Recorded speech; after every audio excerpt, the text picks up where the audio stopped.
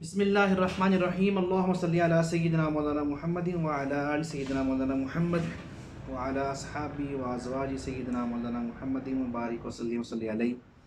अज़ीज़ तलबा व तालिबात, life and living one का लेक्चर नंबर 16 और हमारा टॉपिक चल रहा है इस्लामी निज़ामी अखलाक। आज अभी हम जिस टॉपिक पर गुफ्तगू करेंगे वो है मकसद के सारे बात का मकसद क्या है, और इस्लामी निज़ामी अखलाक में और बाकी दीगर जितने दुनिया के मज़ाहिब के या दुनिया के तहज़ीबों के मकसद अखलाक हैं उनमें फ़र्क क्या है। तो हमारे यहाँ इस्लाम में जो सारी नेकी का मंबा है, मावा है, वो है अल्लाह ताला की रज़ा। जो भी हम काम करते हैं उसके पीछे मकसद क्या होता है? रब को राज़ी करना। और कायनात और इंसान के बारे में ये तसव्वुर इस असली भलाई को तय करता है जिसे हासिल करना इंसानी कोशिश, इंसानी साई और अमल का अक्सर मकसद जो है वो होना चाहिए। इंसान के हर काम का मकसद अल्लाह ताला को राज़ी करना जब हो जाता है तो फिर मामला जो है वो सब संवर जाते हैं। इसके तय करने से अखलाक को वो मरकज़ मिल जाता है जिसके गिर्द पूरी अखलाक की ज़िंदगी जो है वो घूमती है। इसकी हालत बेलंगर बहरी जहाज़ जैसी नहीं रहती कि जो हवा के झोंके और मौजों के थपेड़े उसे हर तरफ दौड़ाते फिरें।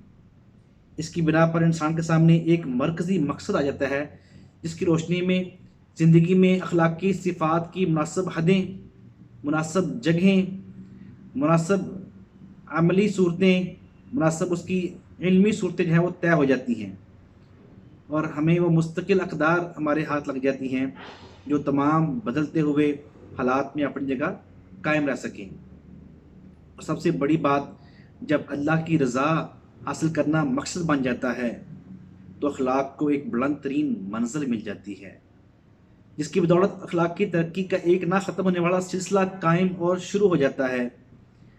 और किसी मरहले पर भी इंसान अपने कुछ ज़ाहरी मफादात हासिल करने के लिए अखलाकी असूलों पर समझौता करने को तैयार नहीं होता। और हर काम जब अल्लाह की रज़ा के लिए किया जाता है तो उसके असरात भी ऐसे ही अच्छे जो है वो मिलते हैं। और जब लोगों को दिखावे के लिए काम किया जाता है तो दिखावा तो अल्लाह की ज़ात को पसंद नहीं है। रिया जिसे हम दिखावा कहते हैं, इसको शिर्के असगर कहा गया है कि मकसद होना चाहिए रब को दिखाना। अगर हम बंदों को दिखाने के लिए काम करते हैं तो उसको भी उलमा ने शिर्के असगर लिखेगा, ये भी छोटा सा शिर्क है। लिहाजा हर काम का मकसद अल्लाह को राज़ी करना, अल्लाह की खुशनुदी हासिल करना होना चाहिए। दूसरा मामला है माखज़। मायार देने के साथ साथ इस्लाम अपने ही इसी तस्वुर कायनात और तस्वुर इंसानियत को जो इंसानों के सामने अखलाकी अच्छाई या बुराई के इल्म का एक मुस्तकिल ज़रिया भी बता देता है। उसने हमारे इल्मी अखलाक को सिर्फ अक्ल या ख्वाहिशात या तजर्बे या अलूम इंसानी पर नहीं छोड़ा, बल्कि हमेशा इन बदलते फ़ैसलों से हमारी अखलाकी अहकाम भी बदलते रहे हैं। इन्हें कोई मुस्तकिल बुनियाद और मजबूती नसीब ही ना हो सके, बल्कि वह हमें एक तयशुदा माखज़ देता है, यानी खुदा की किताब और रसूलुल्लाह सल्लल्लाहु अलैहि वसल्लम की सुन्नत। अल्लाह के नबी सल्लल्लाहु अलैहि वसल्लम ने फरमाया था, मैं तुम्हारे अंदर दो चीज़ें छोड़ के जा रहा हूँ, अगर तुम उन्हें थामे रखोगे तो कभी गुमराह नहीं होगे।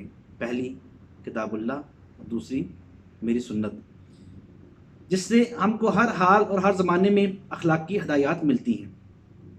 ये वो माखज़ हैं कुरान और हदीस, और ये ऐसी हिदायत हैं कि घरेलू ज़िंदगी से लेकर छोटे छोटे मामलात से लेकर बैनुल अक़वामी सियासत और बड़े बड़े मसाइल तक ज़िंदगी के तमाम अखलाकी असूलों को वसी पैमाने पर लागू करने की तमाम सलाहियतें इन दोनों माखज़ में पाई जाती हैं, जो किसी मरहले पर किसी ज़रिए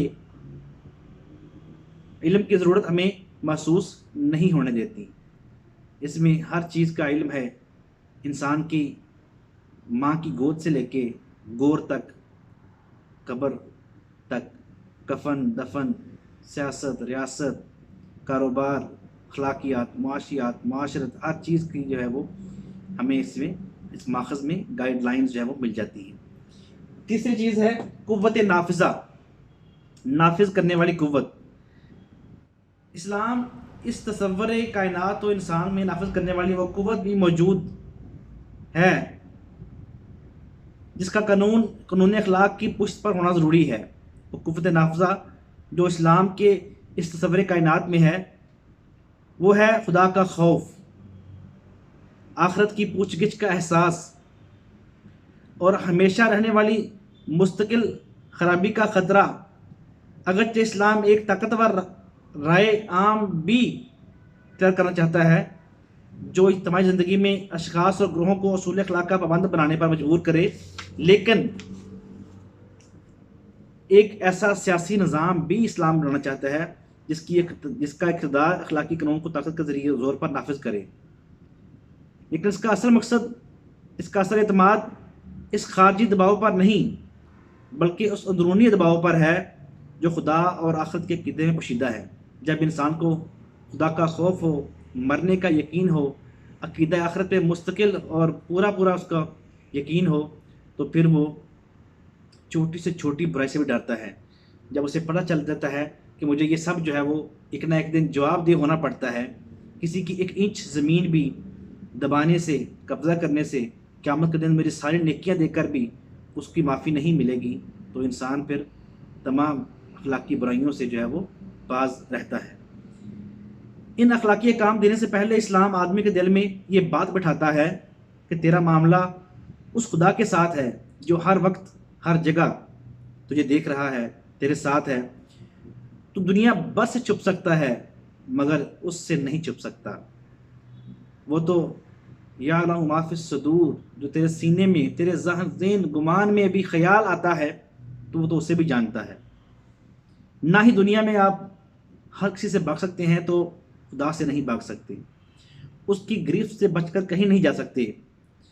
دنیا صرف ظاہر کو جانتی ہے اور خالق و مالک تو نیتوں کو بھی جانتا ہے، ارادوں کو بھی بھانپ لیتا ہے۔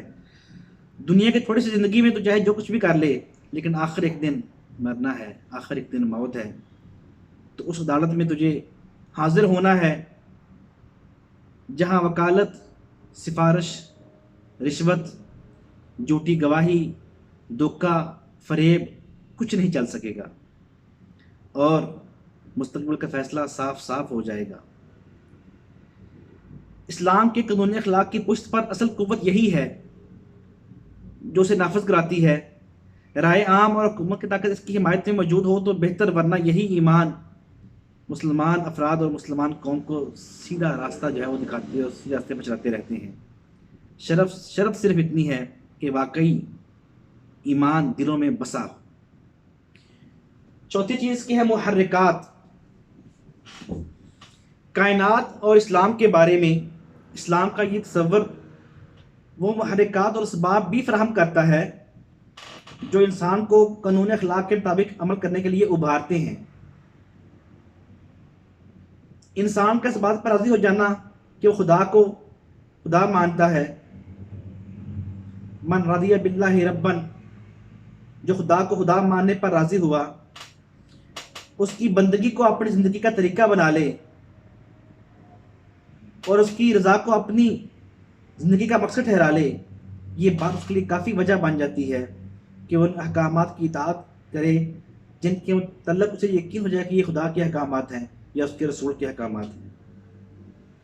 اسی وجہ سے عقیدہ آخرت بھی ایک طاقتور محرک اور سبب ہے جو انسان کو احکام الہی کی اطاعت کرنے اور آخرت کی ہمیشہ رہنے والی زندگی یہ ہے وہ اس کے شاندار مستقبل کی جو ہے وہ یقین دہانی جو کرتا رہتا ہے۔ خواہ دنیا کی عارضی زندگی میں سے کتنی ہی مصیبتیں، مشکلات اور نقصانات سے نہ دوچار ہونا پڑے، لیکن یہاں پہ خدا کی نافرمانیاں کرتا ہوا ہمیشہ اسے پتہ چلے گا کہ آخرت میں سے اس کی سزا جو ہے وہ بھگتنی ہوگی۔ لہٰذا جتنی بھی اذیتیں، تکلیفیں، پریشانیاں انسان کو دنیا میں آ جائیں تو اس کا رب پہ یقین ہوتا ہے کہ آخرت میں مجھے اس کا جو ہے وہ اجر ملے گا۔ جتنے بھی اس پہ ظلم ہو جائیں تو انسان کو یقین ہوتا ہے کہ میرے ساتھ یہ انصاف ایک دن ہوگا. اللہ تعالیٰ ہمیں ان چیزوں کے اوپر ایمان مضبوط رکھنے کی توفیق عطا فرمائے. آخر دعوانا ان الحمد للہ رب العالمین.